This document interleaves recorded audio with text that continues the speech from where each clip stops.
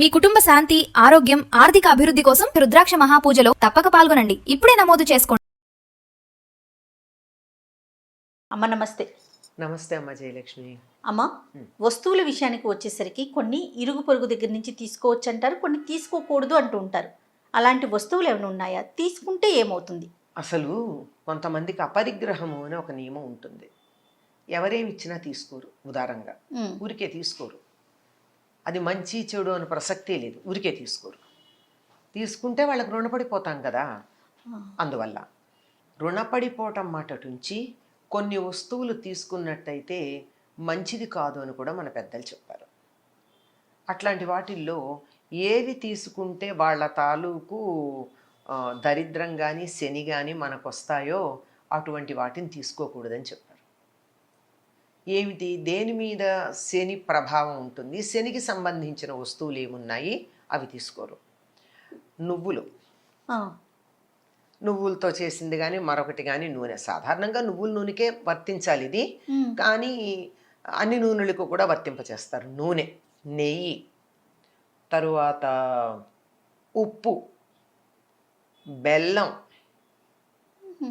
ఇనప వస్తువులు, ఇట్లాంటివి అవతల వాళ్ళ నుంచి మనం తీసుకోకూడదు. ముఖ్యంగా చేత్తో తీసుకోకూడదు. ఓహో, ఎందుకు చేత్తో తీసుకోకూడదు అంటే నాకు ఒక సమన్వయం కనిపించింది. ఇవన్నీ కూడా రక్తంలో ఎర్ర కణాలను అభివృద్ధి చేసేవి. నువ్వులు కానీ బెల్లం కానీ అంతే కదా. తర్వాత ఇనుము ఎలాగో ఇనుమే, రక్తంలో ఉండేది ఐరనే కదా ప్రధానంగా ఎర్ర రక్త కణాలకి. ఆ రక్తానికి ఈ పుచ్చుకున్న వాళ్ళ రక్తానికి మధ్య ఏదన్నా ఒక కండక్టర్ లాంటిది ఉండి తద్వారా అక్కడి నుంచి నెగిటివిటీ ఇక్కడికి రావచ్చు. ఇది నాకు తోచిన సమన్వయం. కానీ పెద్దలు చెప్పింది ఏంటంటే శని దానికి అధిపతి గనక దీనికి నువ్వులకి, ఇనుముకి, ధాన్యాల్లో నువ్వులు, లోహాల్లో ఇనుము, అలాగే నల్లని వస్త్రాలు, నలుపు రంగు ఆయనకి ఇష్టం, నలుపు, ముదురు నీలం, ఇట్లాంటి వస్త్రాలు, ఇలాంటివి ఇతరుల నుండి మనము తీసుకున్నట్టయితే వాళ్ళ దగ్గర ఉన్నటువంటి శని ప్రభావం ఏదైతే ఉందో అది మనకి వర్తిస్తుంది అని చెప్తారు. అందువల్ల తీసుకోరు. ఇంకా ఏమిటంటే కొన్ని వస్తువులు ఊరికే తీసుకోకూడదు. పైగా కొన్ని వస్తువులు అసలు అప్పుగా అసలు తీసుకోకూడదు. ఉదాహరణకి మన ఇంట్లో పెరుగు పూర్తిగా అయిపోయింది, పాలున్నాయి, పక్కింటికి వెళ్ళి నేను తోడు పెట్టుకుంటాను కాస్త పెరుగు ఇయ్యని అడగకూడదు.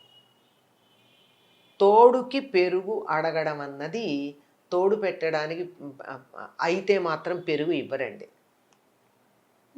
ఎట్టి పరిస్థితుల్లో వాళ్ళు ఇవ్వరు. మన తోడు కోసం అడిగామంటే మనకు కావాలి అంటే వెళ్ళి మామూలుగా అడుక్కోవచ్చు. ఏమని, నాకు ఇంట్లో పెరుగు అయిపోయిందండి, కాస్త ఈ పూట నేను మజ్జిగ లేనిదే అన్నం తినలేను, కాస్త పెరుగు ఇవ్వండి అని అడిగితే అట్లా తెచ్చుకోవచ్చు. కానీ తెలిసిన వాళ్ళైతే ఎవరు తోడు కోసం అయితే మాత్రం ఇవ్వరండి పెరుగు. ఎందుకమ్మా?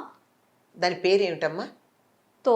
తోడు అంటే సహకారం. నాకు తోడుకి లేదు ఇవ్వమని అడిగితే మన దరిద్రాన్ని బయట పెట్టుకున్నట్టే కదా.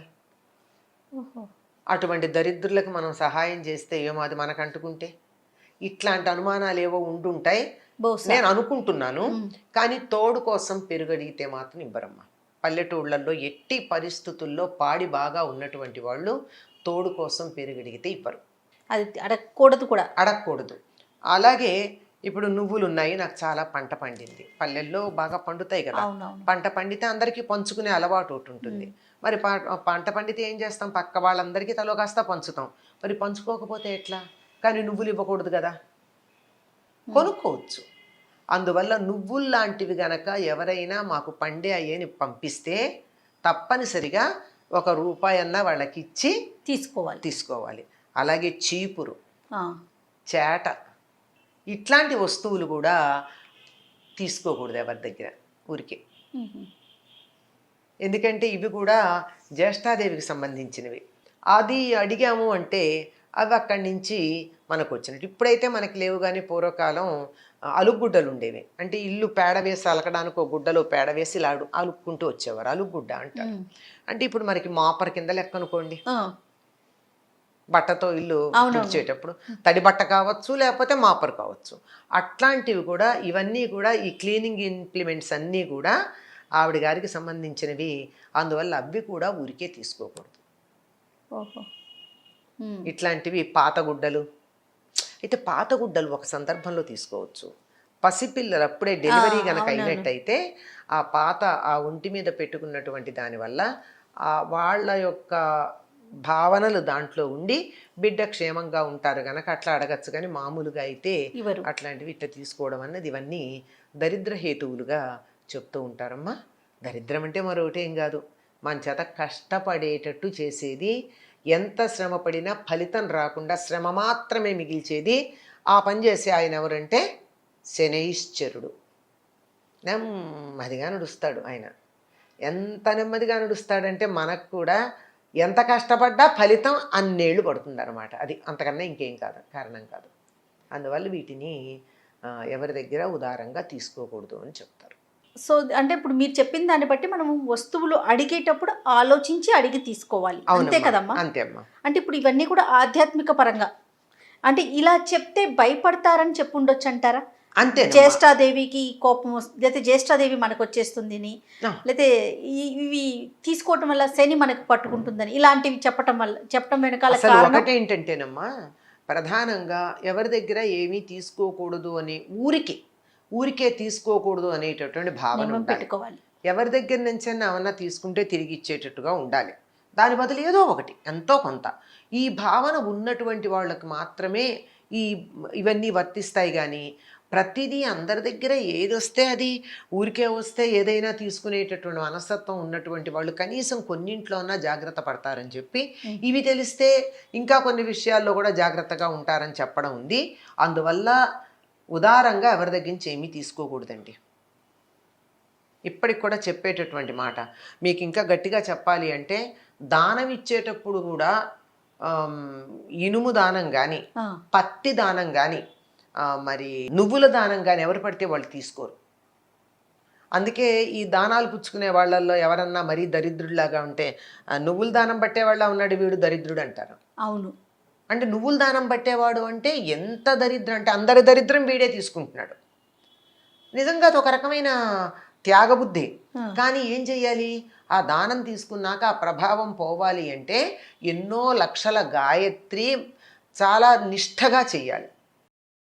చేస్తున్నారా? అది కనిపించదు.